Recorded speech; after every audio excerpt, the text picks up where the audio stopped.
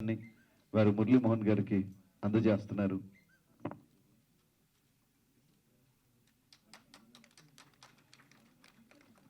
ప్రత్యేకంగా వాళ్ళు విజయవాడ నుంచి శేషవస్త్రాన్ని తీసుకుని మురళీమోహన్ గారికి అందజేయడానికి వచ్చినందుకు వారికి ప్రత్యేకంగా కృతజ్ఞతలు తెలుపుతూ ఉన్నాం.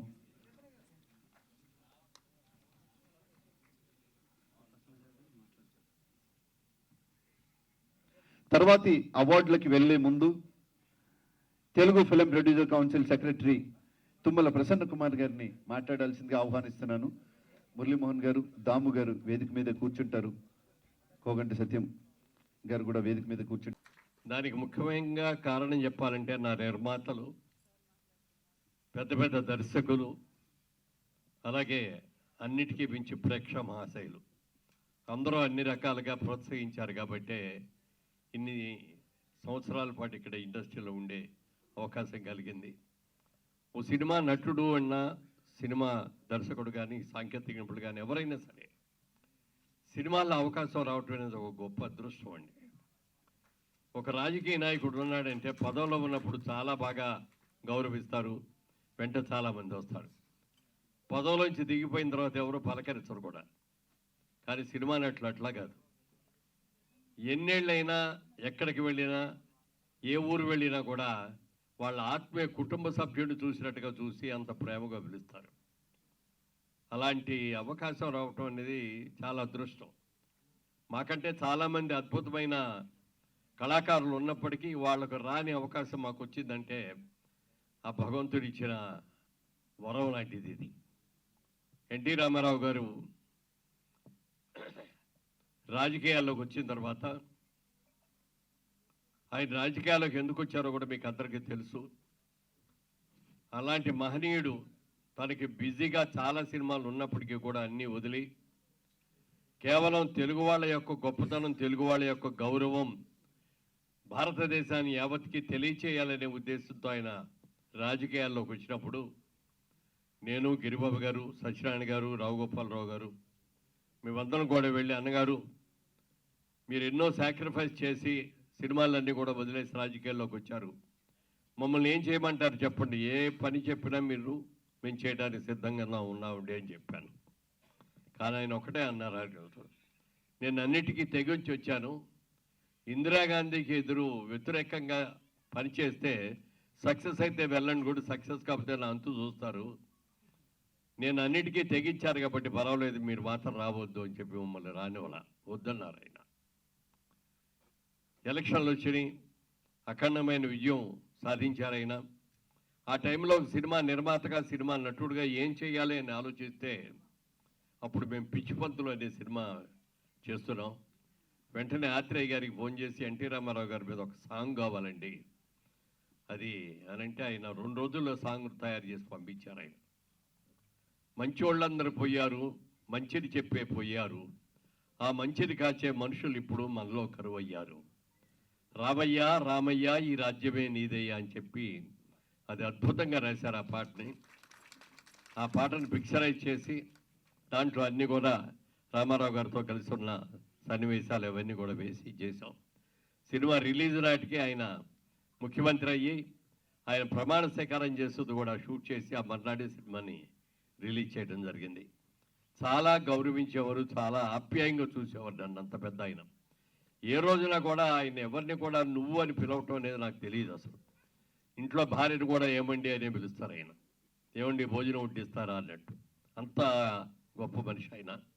అలాంటి ఎన్టీ రామారావు గారితో, అక్కినేని నాగేశ్వరరావు గారితో, అలాగే శోభన్ బాబు గారితో, కృష్ణ గారితో, కృష్ణరాజు గారితో, ఇలాంటి వాళ్ళందరితో కూడా కలిసి నటించాను. ఒక పక్క హీరోగా వేస్తూనే వీళ్ళందరితో కూడా కలిసి నటిస్తూ సెకండ్ హీరోగా కూడా చేయటం మూలంగా రాత్రి మగళ్ళు కష్టపడి నేను ఎక్కువ మ్యాక్సిమం 15 ఏళ్ల కంటే ఉండలే అనుకొని వచ్చిన సినిమాల్లో చెయ్యాలి, ప్రతి సినిమా కూడా చెయ్యాలి, లేదనకూడదు అని చెప్పి అలా కష్టపడి చేశాను. ఆ తర్వాత నాకు తెలియకుండానే 50 ఏళ్ళు పూర్తి అయిపోయినాయి అంటే చాలా చాలా ఆశ్చర్యం వేసింది నాకు. ఏమైనా ఈ రోజున చాలామందికి 50 ఏళ్ళు కాదు ఇంకా ఎక్కువ పూర్తి చేసిన వాళ్ళు కూడా ఉన్నారు, లేరని నేను అన్న. కానీ నాకు ఈ అదృష్టం రావటం, లేటు వయసులో ఈ అదృష్టం రావటం అనేది నా ఆనందంగా నేను భావిస్తున్నాను. ముఖ్యంగా ఈ సందర్భంగా నాకు మొట్టమొదటి హీరోగా ఇచ్చిన శ్రీ అట్లూరి పూర్ణచంద్రరావు గారిని, అలాగే నన్ను ఒక నటుడుగా తీర్చిదిద్ది ఆయన బ్యానర్లో ఆయన సినిమాల్లో అనేక సినిమాల్లో నాకు వేషాలు ఇచ్చి పైకి తీసుకొచ్చిన దాసరి నారాయణరావు గారిని నేను ఎప్పటికీ మర్చిపోలేను. నేను ఈ రోజున ఈ స్థితిలో ఇక్కడ ఉన్నాను అంటే దానికి కారణం వాళ్ళిద్దరిని ఎప్పుడు కూడా మనసు నిండుగా పూర్తిగా ఆయన గుర్తుంచుకుంటాను.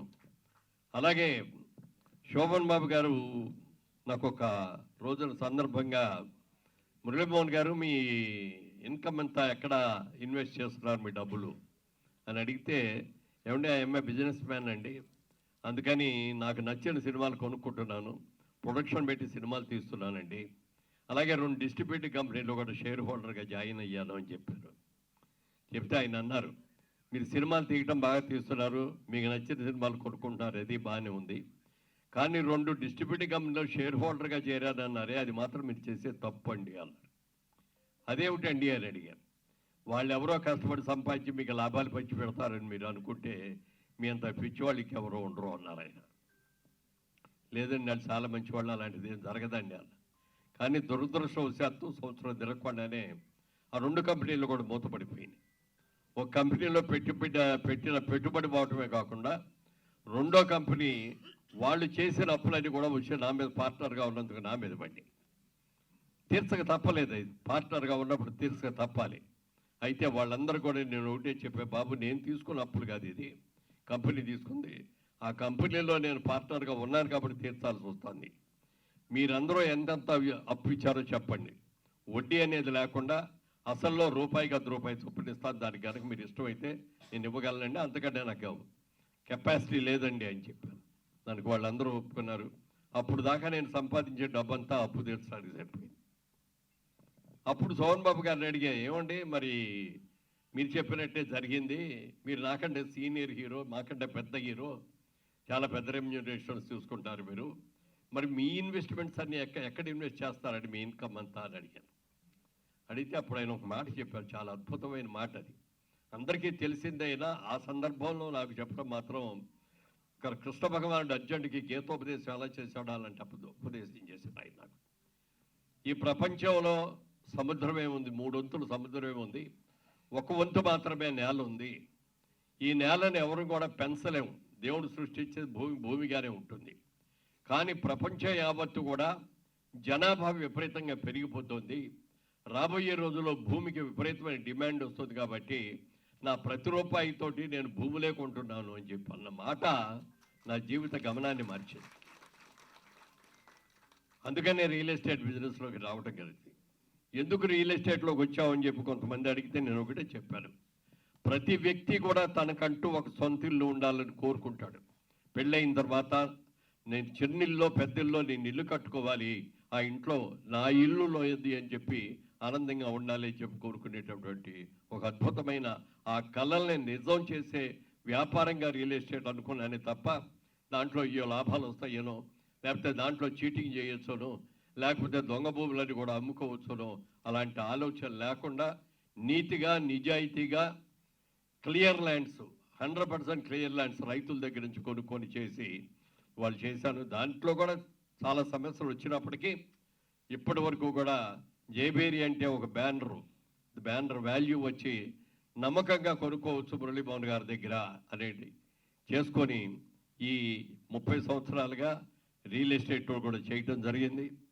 అలాగే రామారావు గారు ఉన్నప్పుడు రామారావు గారు ఒక రోజున అడిగారు, ఫోన్ చేసి చెప్పారు, రమ్మన్నారు. వెళ్తే రాజమండ్రి నుంచి పోటీ చేయా, పార్లమెంట్ అభ్యర్థిగా మీరు చేస్తే బాగుంటుంది అని అంటే, సార్ మీలాగా అన్ని త్యాగాలు చేసి రాగలిగిన స్థానం నాకు లేదండి, మీరు వచ్చే సినిమాలన్నీ కూడా వదిలేసుకొని మీరు వచ్చి చేశారు, మీరు సాధించగలిగారు, కానీ నేను అలా సాధించలేను, పిల్లలు చదువుకుంటారు, నేను ఇంకా సెటిల్ కాలేదు, నన్ను క్షమించండి సార్ అని చెప్తే ఆయన okay brother it's all right అన్నారు ఆయన. కానీ కొన్నేళ్ళు అయిన తర్వాత మళ్ళీ శోభన్ బాబు గారు చంద్రబాబు నాయుడు గారు పిలిచి, ఆ రోజున రామారావు గారు అయితే రాలేదన్నావు, సెటిల్ కాలేదన్నావు, జీవితంలో సెటిల్ అయ్యావు, పిల్లలు పెళ్ళిళ్ళు కూడా అయిపోయినాయి, ఇప్పుడు రా మళ్ళీ అని చెప్పి మళ్ళీ బలవంతం చేస్తే నాకు అసలు ఇంట్రెస్ట్ లేదని దానికి నన్ను ఎందుకు లాగుతారు అని చెప్పి చంద్రబాబు నాయుడు గారికి కూడా చెప్పి ఇంటికి వెళ్ళిపోయారు. కోడెల శివప్రసాద్ గారిని, ఖమ్మంపాటి రామ్మోహన్ రావు గారిని ఇంటికి పంపించి ఎలా అయినా సరే ఆయన ఒప్పించి తీసుకురండి, రాజమండ్రి నుంచి ఆయన పార్లమెంట్లో నిలబడాలి అని చెప్పి అలా బలవంతంగా నన్ను నచ్చజెప్పి తీసుకువెళ్ళి చేయటంతో ఒకసారి ఓడిపోయినా రెండోసారి అద్భుతమైన హయ్యెస్ట్ మెజార్టీతో రాజమండ్రి నుంచి పార్లమెంట్ సభ్యుడిగా ఎన్నికవడం జరిగింది. ఇలా కొన్ని సమస్యలు వస్తున్నా జీవితంలో ఈ రోజు వరకు ఏ రంగంలో కూడా, సినిమా రంగంలో కానీ, వ్యాపార రంగంలో కానీ, రాజకీయ రంగంలో కానీ, ఏ రంగంలో కూడా బ్యాడ్ రిమార్క్ అనేది లేకుండా నాది తెరిచిన పుస్తకం నా జీవితం. ఎక్కడ ఏ రోజున ఏ తప్పు చేయకుండా ఈ రోజున ఉన్నాను కాబట్టి మీ అందరూ కూడా ఇన్ని ఆశీస్సులు చేస్తూ వాళ్ళు నన్ను సత్కరిస్తున్నందుకు ఇక్కడికి వచ్చిన మీ అందరికీ కూడా పేరు పేరున హృదయపూర్వకంగా నా కృతజ్ఞతలు తెలియచేస్తూ ఈ కార్యక్రమాన్ని చేసిన ముఖ్యంగా మా వర్మ గారికి మరీ థ్యాంక్స్ చెబుతూ, అలాగే వారికి ఎన్నిసార్లు చెప్పినా సరిపోదు, ఆయనకి చాలా సందర్భాల్లో చేశారు ఆయన, వారికి కూడా మనస్ఫూర్తిగా అభినందిస్తూ థ్యాంక్ యూ వరండా.